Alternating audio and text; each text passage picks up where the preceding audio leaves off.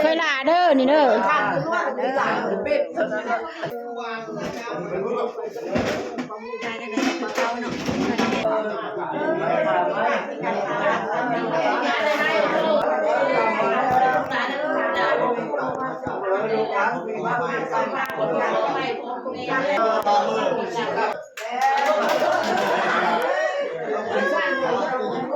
สูดได้ละลอยข้างหลังมาได้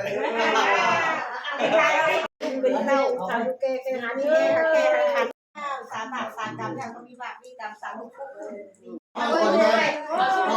แห้งก่อนพอแกเองเอาหักมันยืนลูกเคยลูกได้6ตัวเลยต่อไปนี่เลยแม่ดีแม่ก็มีไปจะได้ข้าวไข่เด็กได้ข้าวไข่จะมีลูกตาลเนี่ยดีมีแห้งมันนี่เนี่ยปีไม้ผ่านไม้เลยมันนี่มากผ่านปีไม้ปีคือเอาน้ำมันชุ่มให้เราเดี๋ยวอยากกินน้ำเย็นดีได้อันไทยลูกนะเย็นชื่อได้เอาฝานะเช็ดเอาล้างตีเขาได้ล้างเหี่ยวก็ล้างโลดล้างคนจะล้างหนวดกันนะ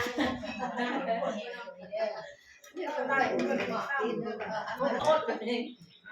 ตรงมันด้วยบอก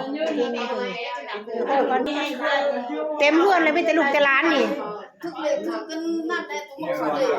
ต้องแน่งไฟก้อนลูกเคยลาลูกสาวลานี่ร้านมีทั้งร้านทั้งเลนมาดิ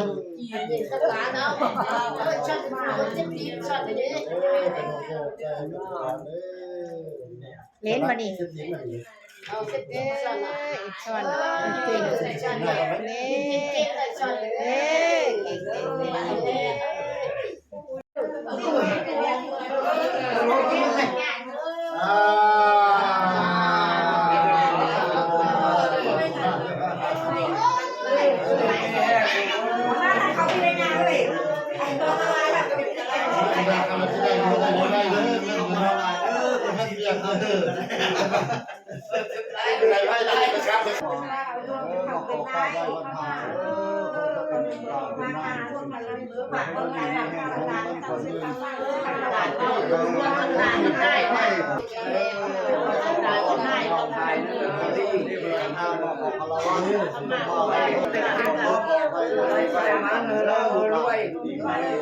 จะตีมีหาง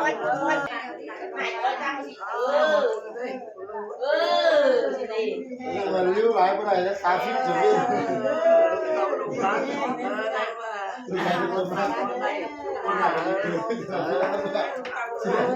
หลายมันข้างหลังมึงวิ่งเลยมีแห้งเอ็ดเป็นของบอกใส่มาเราโมด้วยนะไว้กันชีเลย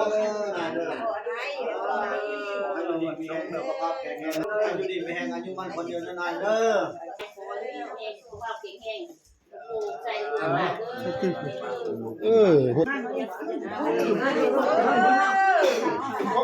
พ่อกันนั้นมัน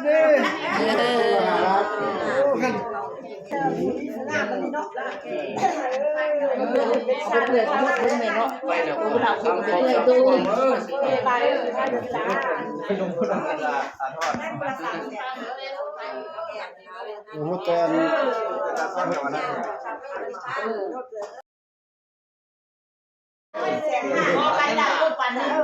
ได้จะฟังดีจะฟังสุขกายสบายใจเด้อเราไป